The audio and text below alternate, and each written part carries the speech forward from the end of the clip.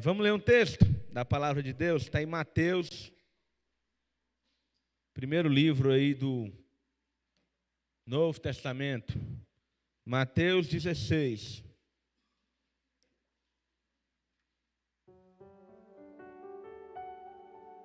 Texto tremendo. Se eu tivesse combinado com a Brenda, as músicas não teriam combinado tanto com esse texto. Vamos lá. 16:13. Mateus 16:13. Quem está comigo aí? Indo Jesus para os lados de Cesareia de Filipe, perguntou aos seus discípulos: quem diz o povo ser o filho do homem?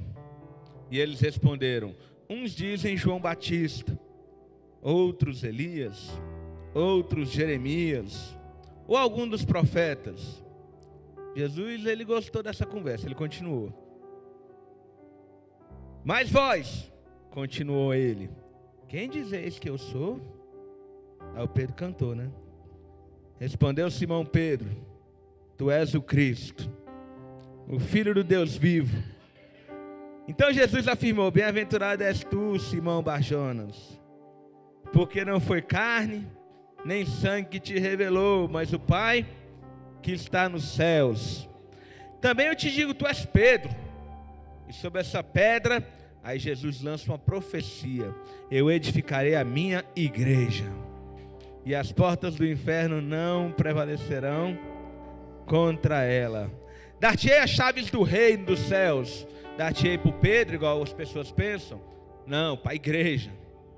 O que ligares na terra terá sido ligado nos céus, e o que desligares na terra terá sido desligado nos céus.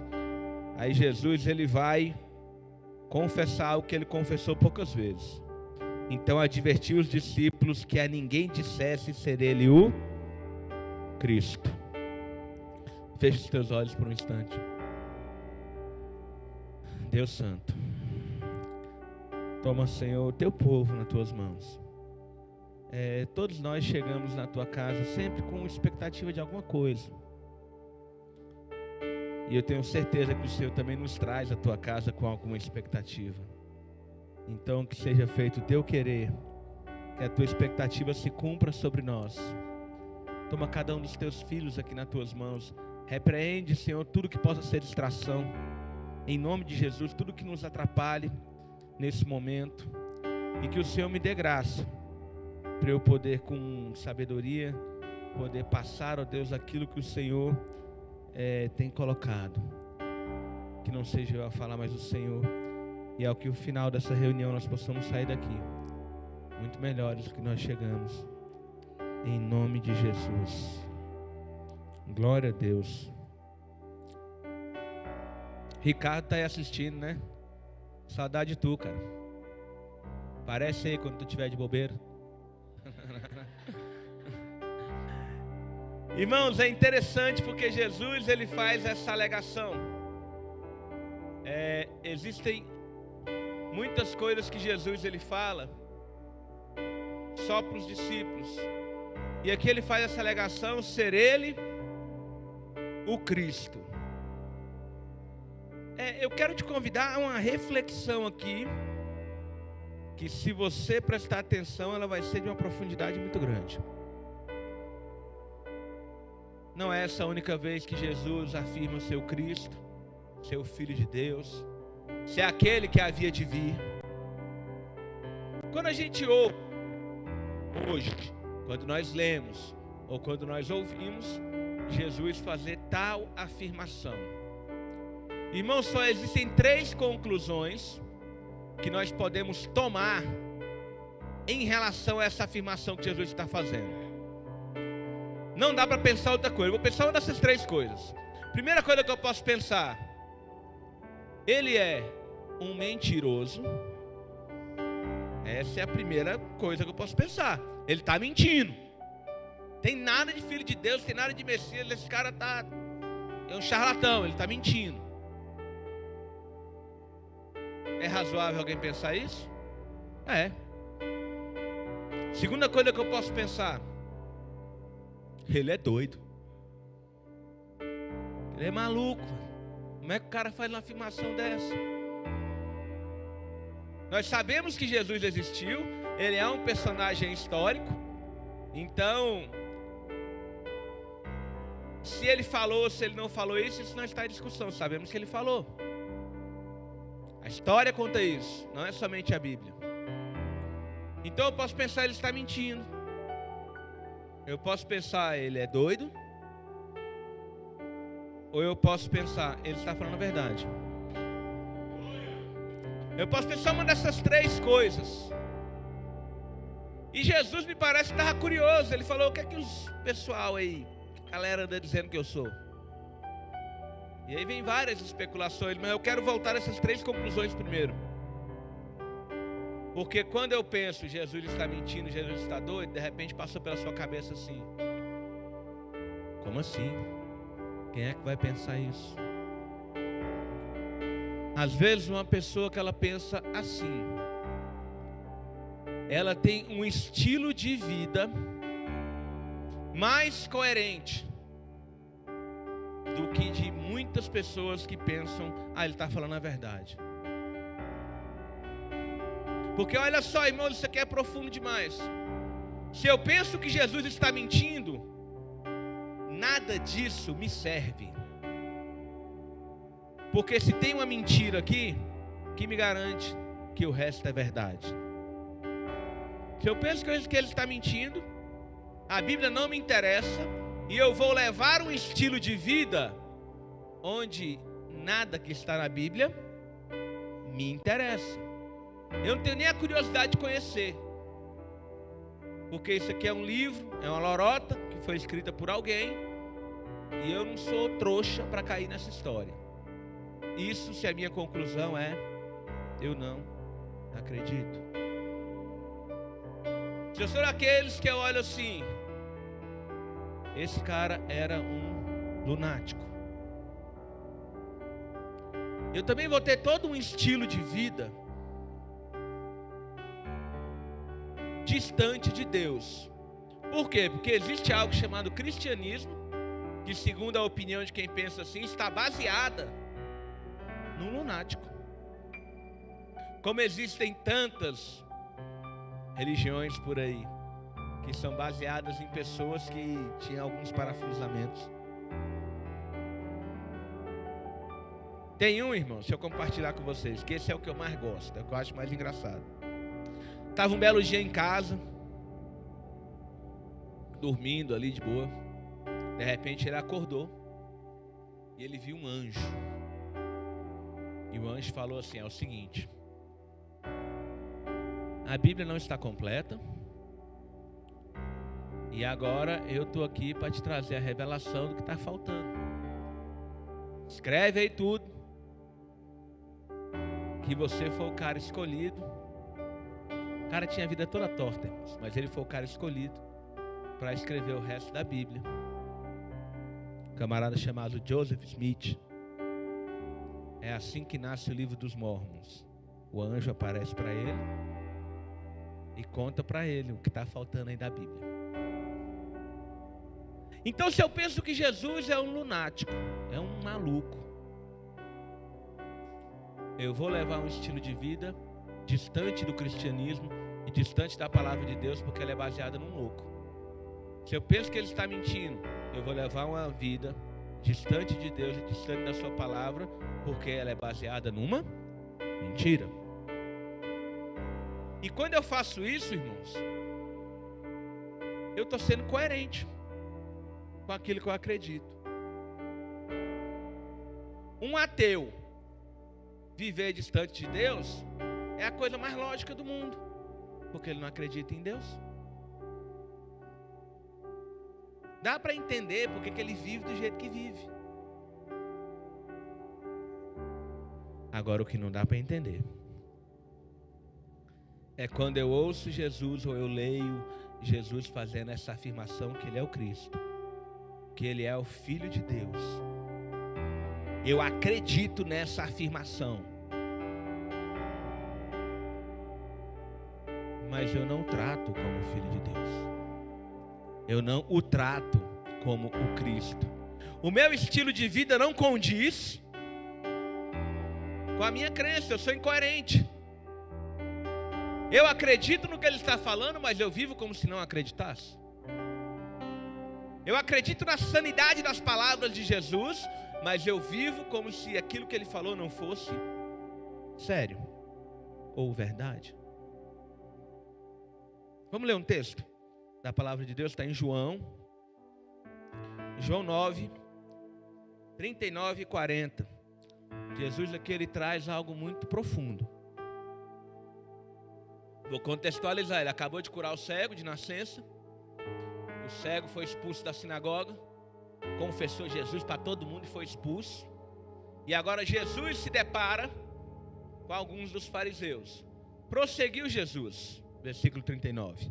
Eu vim a este mundo para juízo, a fim de que, olha só, os que não veem, os que não sabem, aprendam. Os que não veem, vejam. E os que veem se tornem cegos. Olha o que vão falar para Jesus. Alguns dentre os fariseus estavam perto dele e perguntaram-lhe: acaso nós somos cegos? Acaso nós somos ignorantes? Acaso em nós não há conhecimento? Jesus vai responder.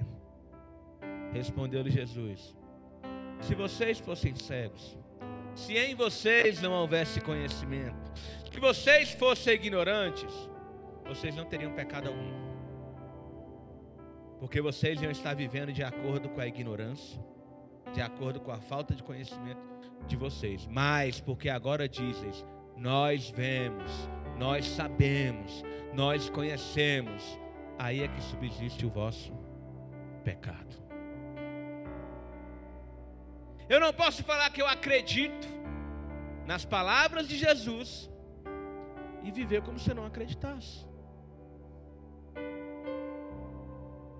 Eu não posso viver falando que Jesus, ele é o meu Senhor, e viver como se ele não fosse. Eu não posso viver dizendo que eu entreguei a minha vida para ele, sendo que na verdade o dono da minha vida sou eu mesmo. Aqui está a grande incoerência. Aí o ateu ele é muito mais coerente do que eu quando eu acho dessa forma. Aquele que acha que Jesus é maluco, ele é muito mais coerente do que eu quando eu acho dessa forma.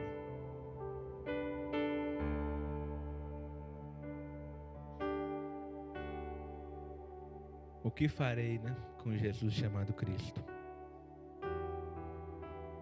É interessante que Jesus ele especula. O que dizem as pessoas que eu sou? E aí o pessoal solta. João Batista, um dos profetas, e tal, e tal, e tal. E aí Jesus ele agora fala: então, e vocês? Quem vocês dizem que eu sou? E aí Pedro ele vai soltar a bomba. Tu és o Cristo, o Filho do Deus vivo. Pedro ele fala algo tremendo, que todo mundo deve ter esse versículo grifado na Bíblia. Quando eu li, alguns deram uns glórias a Deus, mas o que você não percebe é que ao Pedro falar isso, ele está se enrolando. Porque agora ele vai ter que viver de acordo com essa crença. Ao afirmar que Jesus é o Cristo, o Filho do Deus vivo, ele nunca mais pode olhar para Jesus como se ele fosse outra coisa. Ele nunca mais vai poder olhar para Jesus de uma forma diferente. E ele sabe disso. Por isso, quando ele nega Jesus, ele chora amargamente, diz a palavra de Deus. E Jesus tem que fazer todo um tratamento na alma de Pedro, porque o pessoal, eu vou falar para vocês o que o Pedro está pensando. Ele está falando assim: cara, eu estive diante do Cristo, do Filho do Deus vivo. Ele nunca precisou de mim para nada. No único momento que ele contou comigo para alguma coisa, ele não pôde contar comigo, porque eu me envergonhei dele, eu o neguei, eu me acovardei. Eu me deixei levar pelas circunstâncias e pelas pessoas que estavam ao meu redor. Irmãos, eu preciso parar para pensar e responder para mim mesmo. E quem eu digo ser? O Filho do Homem. Para mim, quem é o Filho do Homem? Será que ele é um mentiroso? Não, pastor, misericórdia, ok. Será que ele é um lunático? Não, pastor. Ele é o Filho de Deus, então eu estou preso a essa crença. Eu estou amarrado a essa crença. Porque se Jesus é o Filho de Deus, e toda a palavra de Deus aponta para Ele, eu estou preso a esse livro. E aos princípios que foram estabelecidos por esse livro. Irmãos, não existe simpatizante. Não existe Jesus é top. Ou eu acredito que Jesus é o Cristo e vivo conforme isso, ou eu estou de brincadeira. Ou eu estou vivendo uma vida onde eu estou enganando a mim mesmo. Todo mundo crê em alguma coisa, gente. E a coerência diz que todo mundo deve viver conforme aquilo que crê. Tanto é que tem um monte de gente por aí que vive errado, mas é porque ele crê numa mentira. Mas ele vive conforme a sua crença. O apóstolo Paulo, durante anos, ele cometeu atrocidades, mas ele nunca agiu mal intencionado. Ele cria errado. E ele vivia conforme a sua crença. Ele vivia, depois a gente vai ler o texto, ele vivia rigorosamente conforme a sua crença. Às vezes você conversa com um judeu, você vai perceber que ele vive rigorosamente conforme a sua crença. Se você vê um muçulmano, ele vive rigorosamente conforme a sua crença. Se você falar com um macumbeiro, ele vive rigorosamente conforme a sua crença. Mas se você falar com a maioria das pessoas que se intitulam cristão, ela não sabe nem no que ela crê direito. Que dirá viver rigorosamente conforme essa crença. Às vezes eu digo crer nesse livro, mas eu nunca li esse livro. Então eu estou crendo em quê?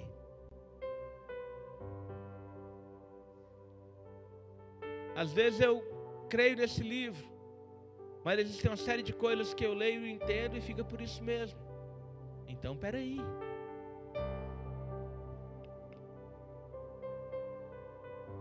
Irmãos, existem três formas.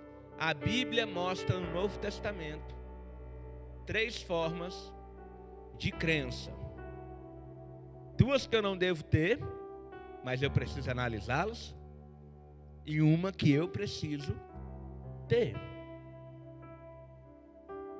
A primeira crença está em Tiago 2,19. Eu acho interessante essa crença.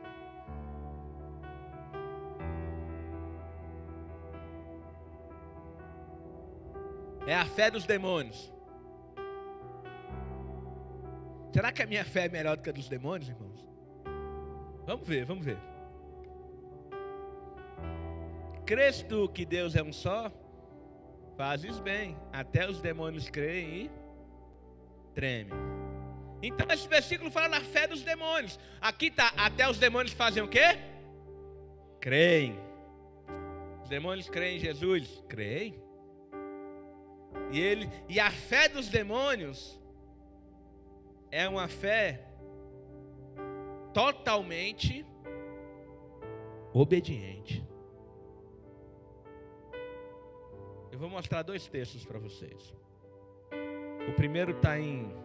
Vou ler primeiro o Marcos 5. Marcos 5, 12 e 13.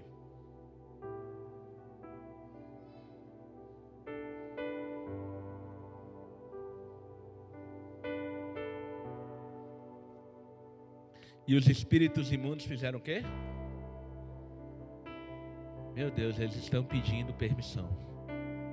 Eles estão fazendo o quê? Pedindo permissão. Isso é rogar. Eles estão implorando, irmãos. E os espíritos imundos rogaram a Jesus, dizendo: manda-nos para os porcos, para que entremos nele. Eles queriam entrar nos porcos, mas eles só podiam entrar nos porcos se Jesus assim permitisse. Jesus fez o quê? O permitiu. Então saíram os espíritos imundos e entraram nos porcos. Os demônios não fazem absolutamente nada que Jesus não permita que eles façam. E eles se submetem não somente à pessoa de Jesus. Vamos ler um outro texto. Lucas 10. É Lucas 10, 17. A obediência que eles têm para com Jesus é algo tão absurdo que eles não obedecem somente à pessoa de Jesus. Então regressaram os 70 possuídos de alegria, dizendo: Senhor, os próprios demônios fazem o quê? Se nos submetem pelo teu nome. Eles têm uma obediência tão cega, eles têm uma obediência até ao pé da risca a Jesus, que eles não obedecem somente à pessoa de Jesus, mas também ao nome de Jesus. Então a fé dos demônios, ela é uma fé 100% obediente. É uma fé cegamente obediente. Deixa eu perguntar para a igreja: demônio vai ser salvo? Presta atenção. Pela graça sois salvos por meio da... A minha fé precisa ser melhor do que a deles. Meu Deus do céu. Os caras têm uma fé 100% obediente. Sou salvo pela graça por meio da fé. É a fé, irmãos, que me leva a esse caminho da graça. Os demônios têm essa fé deles. Essa fé não os salva. A minha precisa ser melhor do que isso.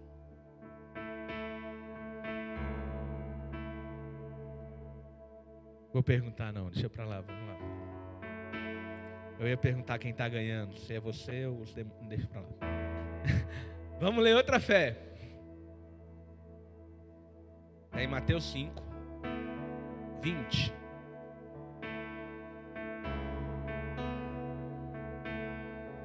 Então a primeira fé é a fé de quem?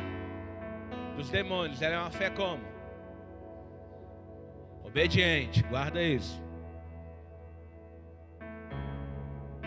Porque vos digo que se a vossa justiça não exceder em muito, irmãos, a dos escribas e fariseus, jamais entrareis no reino dos céus. A segunda fé que eu quero falar é a fé dos escribas e fariseus.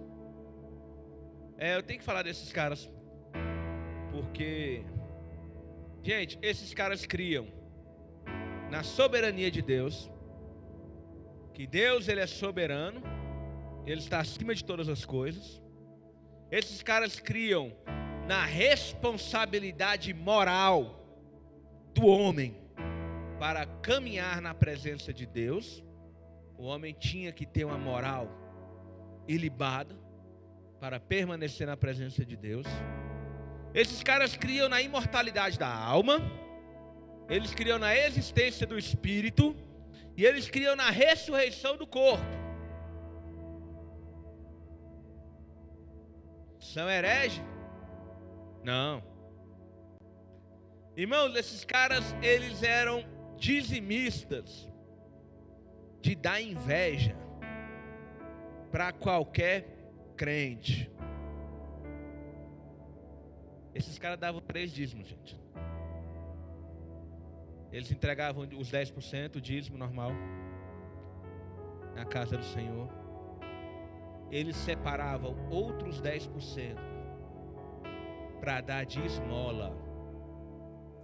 10% da renda deles era para os pobres, para as viúvas, era de esmola. E eles ainda separavam mais 10%, um terceiro dízimo, para abençoar alguém. Seja um líder, um sacerdote, alguém. Rigorosamente 30% do salário deles era destinado a dízimos, 3 dízimos, eles faziam isso. Então eles têm uma teologia correta. O bolso, que é a parte que mais aperta muitas vezes, eles não tinham essa dificuldade. Tiveram no passado, foram levados em cativeiro e nunca mais tiveram essa dificuldade. E eles eram, irmãos, rígidos e irrepreensíveis no que diz respeito à palavra de Deus. Vamos ler um texto? Filipenses 3, 5.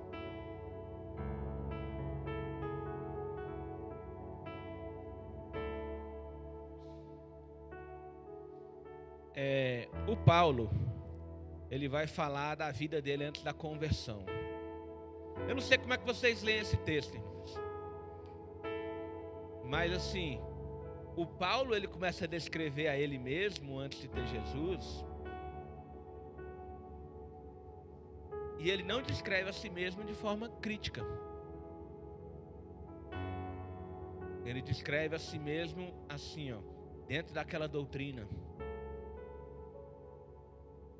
Era em cima da risca. Olha só. Tudo conforme dizia a Torá. Circuncidado ao 8º dia. Da linhagem de Israel. Da tribo de Benjamim. Mesma tribo do Saul. Por isso que ele tinha esse nome, era uma homenagem, Saulo. Hebreu de hebreus. Não era misturado, não. Quanto à lei, por que ele faz questão de falar que quanto à lei ele era fariseu? Porque de todas as divisões judaicas, os caras que levavam mais ao pé da letra eram os fariseus. Continua. Quanto ao zelo, perseguidor da igreja, porque vivia no engano. Olha só, irmãos, quanto à justiça que há na lei, ele era irrepreensível. E não somente ele. Às vezes a gente vê uns fariseus aí, Jesus batendo de frente com alguns, mas muitos eram irrepreensíveis. Aí ele fala, mas o que para mim era o quê? Lucro, porque ele vivia em fidelidade com aquilo. Então quando eu olho para os demônios, eu olho para uma fé obediente. Muito obediente. Obediente ao extremo. Quando eu olho para os fariseus, eu olho para uma fé correta. Uma fé onde não existia aqui distorção de crença. Uma teologia ok. Eram conhecedores.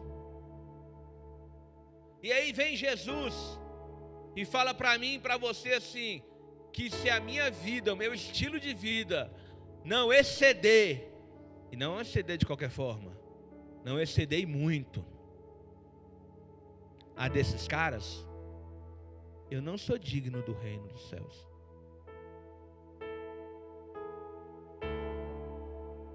Meu Deus, eu preciso ter uma fé melhor do que a dos demônios. Eu preciso ter uma fé melhor do que a dos fariseus e dos escribas.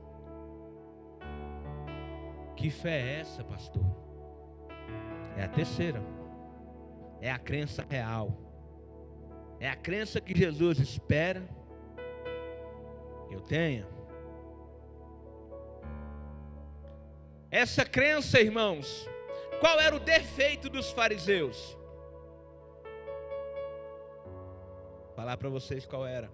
Conhecimento demais, prática de menos. Então, o que é ceder muito aos fariseus? É ter conhecimento demais. Eu não posso ficar para trás deles em nada. Conhecimento demais e prática demais. Vamos ler um texto? Tiago. Tiago 1, 22.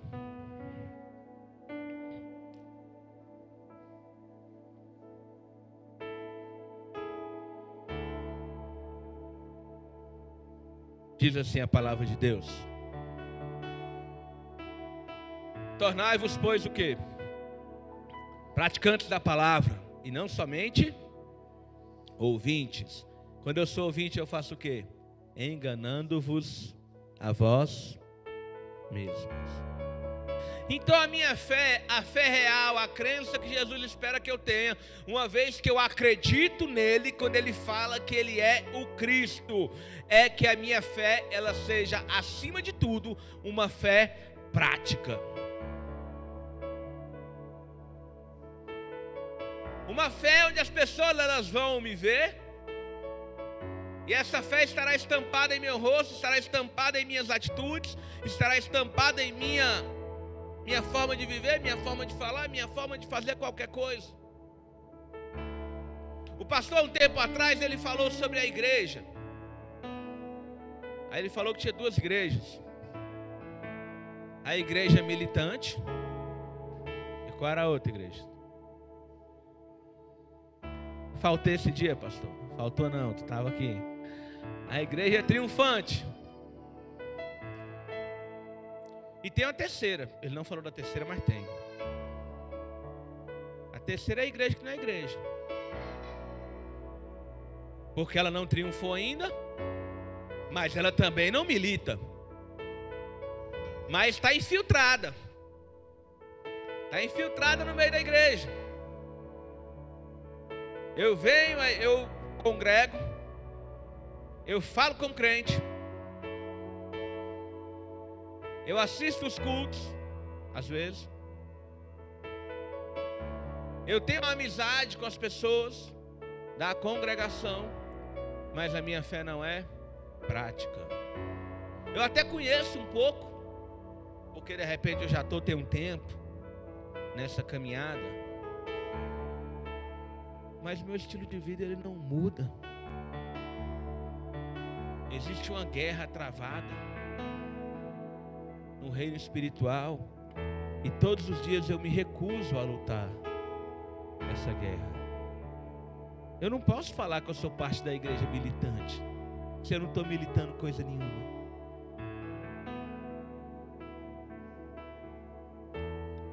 E a outra coisa que Jesus espera da minha fé, em relação à obediência. Irmãos, os demônios são 100% obedientes, ok? Certo? Gente, obediência é um negócio interessante, porque é assim, ó. Os anjos obedecem, os demônios obedecem. Só quem não obedece é o ser humano, o mais fraco dos três seres, o mais limitado. É o único que não obedece. Agora, por que os demônios obedecem, irmãos?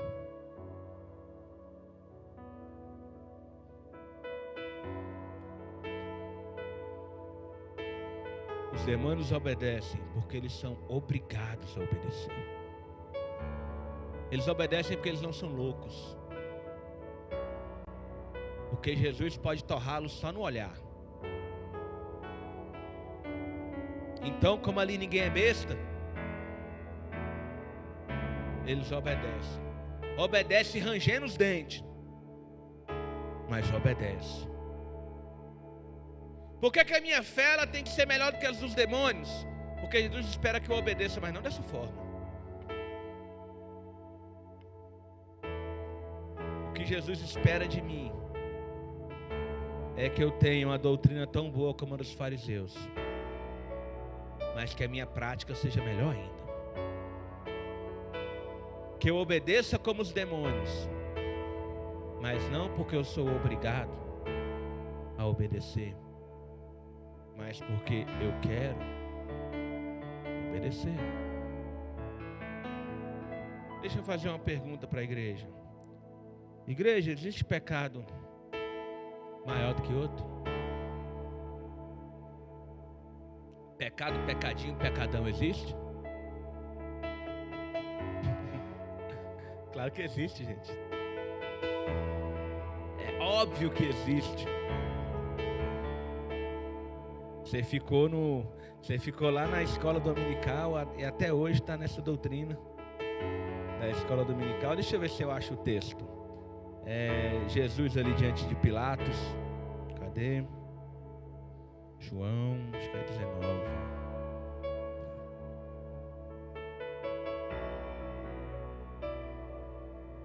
Cadê? É aqui no 18. Mas eu vou falar para vocês qual é o texto. Jesus fala para Pilatos assim, ó. É Jesus que está falando. E ele fala assim: aqueles que me entregaram a ti, maior pecado tem.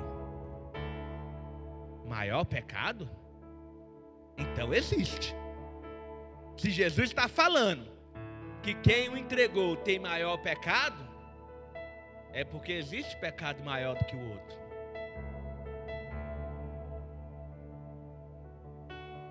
Agora, qual é o maior pecado? Se existe pecado maior do que o outro, qual seria o maior pecado? Primeiro, o que é pecado? Pecado é quando eu transgrido algum mandamento, algum princípio estabelecido pela palavra.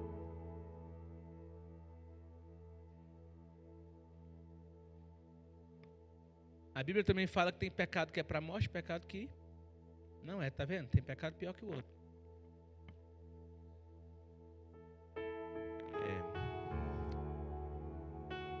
Qual é o maior pecado, igreja? Vamos lá. Uma linha lógica de raciocínio. Mateus 22, 36.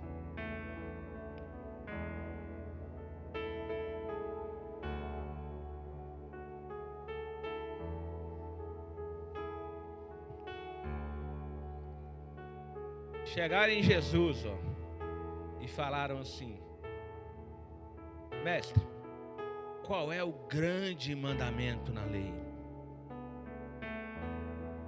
Respondeu-lhe Jesus: amarás o Senhor teu Deus de todo o teu coração, de toda a tua alma, de todo o teu entendimento. Este é o que? O grande e o primeiro mandamento. Esse é o maior mandamento. Presta atenção, igreja. Se o pecado ele é a transgressão dos princípios, dos mandamentos, é lógico eu pensar assim, que o maior pecado é quando eu transgrido o maior mandamento. Ok? O maior pecado não é quando eu cometo um assassinato, porque não matarás não é o maior mandamento. O maior pecado não é quando eu cometo um adultério, porque não adulterarás não é o maior mandamento. Então qual é o maior pecado?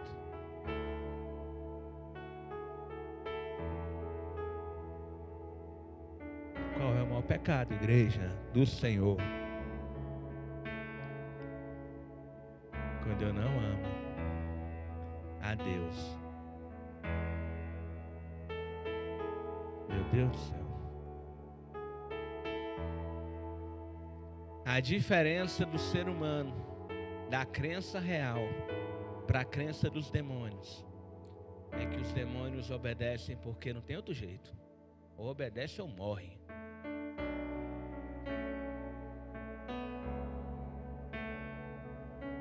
E aquele que é nascido de novo, que crê que Jesus é o Cristo, ele obedece, Porque Ele é apaixonado por aquele que está dando a ordem.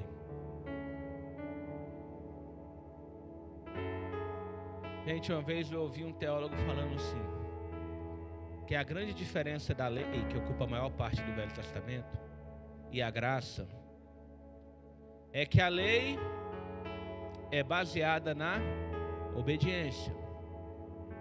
E a graça é baseada no amor. Gente, como isso é distorcido de forma demoníaca. Porque a gente vê um monte de gente falando que lá na lei era baseado na obediência, olho por olho, dente por dente, então tinha que obedecer, que senão Deus me fulminava e tarará e tarará e tarará. Agora não. Agora na graça o que reina é o amor. Então Deus, Ele me ama. E esse amor, Ele está acima de todas as coisas. Irmãos, isso é a maior bobagem que você pode ouvir alguém falar.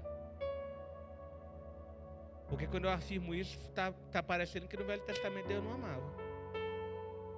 Deus ali estava com, sei lá, estava mal-humorado, não amava ninguém.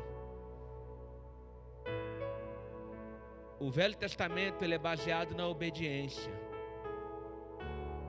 A nova aliança, a graça, ele é baseada no amor.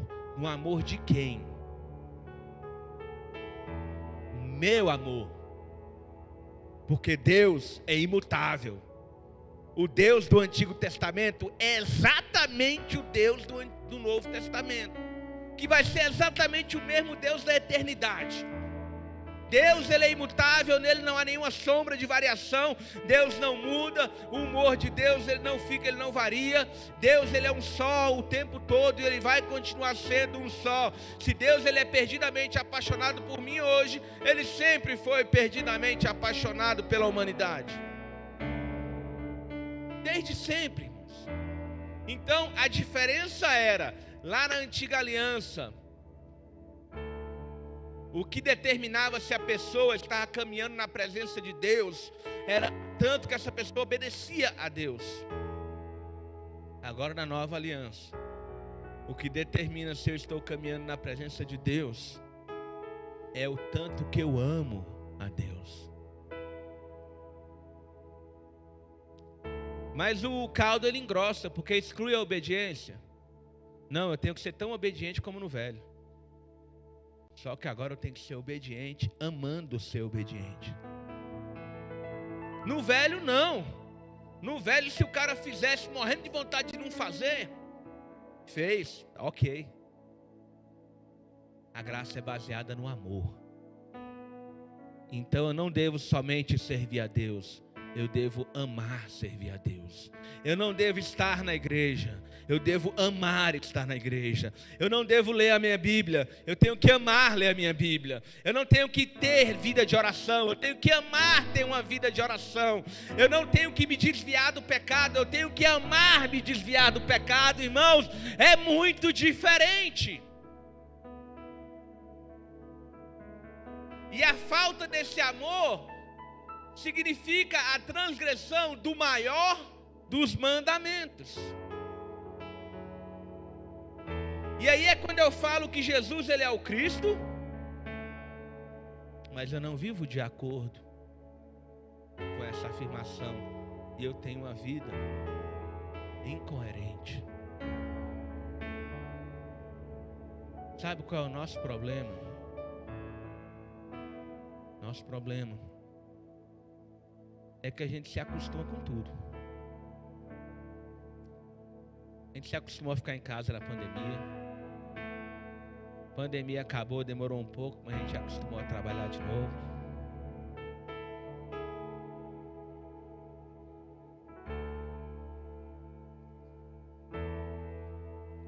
Tem um negócio lá na sua casa que estraga. Quebrou um negócio lá. Quebrou o pé da mesa, por exemplo. Aí tu faz uma gambiarra lá, amarra um negócio lá e fala, vai ficar amarrado aqui até eu comprar outra. Tu acostuma com aquela gambiarra lá.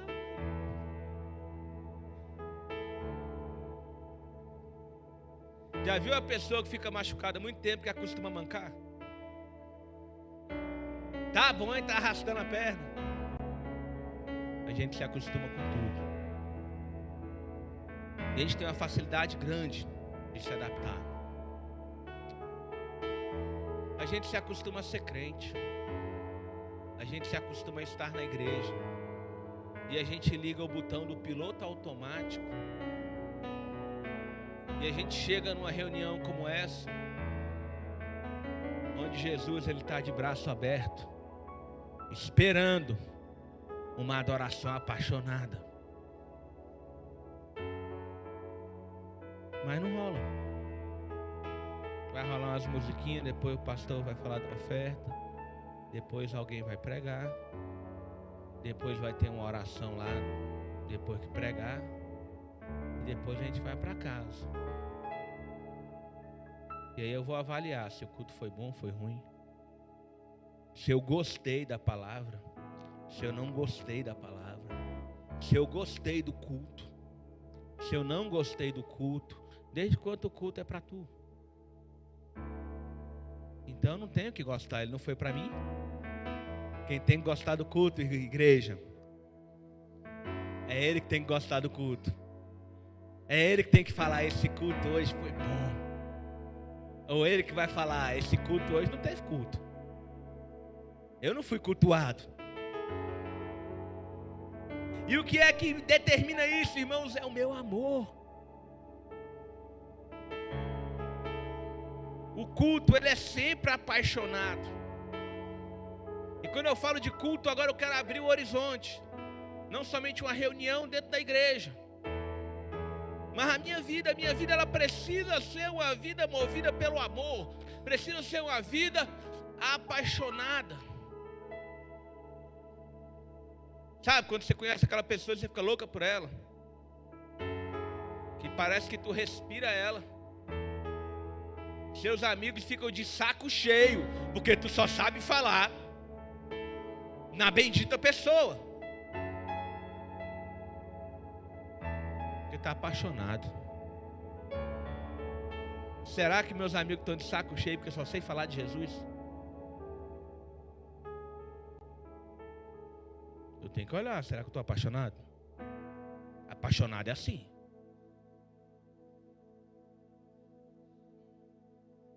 Será que eu penso o tempo todo no objeto do meu amor? Apaixonado é assim. E às vezes eu me pergunto, por que algumas coisas não dão certo? Por que parece que a minha vida, ela está emperrada? Eu estou fazendo tudo certinho. Eu comecei aquele grupo familiar lá, e eu fiz um treinamento, eu estou fazendo tudo do jeitinho que eu aprendi e tal. 1 João fala que Deus é amor. Irmãos, o que não é feito de forma apaixonada para Deus, não anda. Agora, quando é feito de forma apaixonada, pensa num Deus que vai junto no barco. Pensa num Deus que embarca e fala, é nós, vamos embora. Mas é necessário. Algumas coisas eu tenho que parar para pensar. Uma vez uma pessoa falou para mim assim, eu vou deixar de ser crente só porque eu faltei um culto. Não, claro que não. Mas eu questiono o seu amor, porque você faltou o culto. O que é que você tinha para fazer que era tão melhor do que cultuar a Deus? Não é questão de ser crente e deixar de ser crente. Aqui, ó.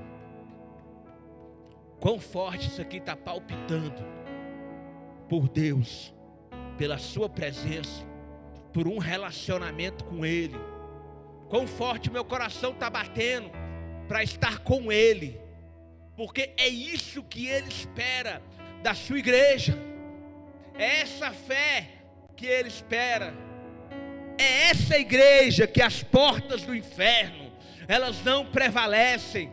contra ela. Essa igreja que vai triunfar, essa igreja que é militante hoje, é essa igreja que em nome de Jesus os demônios se submetem a ela. Então como vai o meu coração? Jesus é o Cristo, mas como é isso? É aqui ou é aqui? Eu quero te convidar em nome de Jesus a se colocar de pé.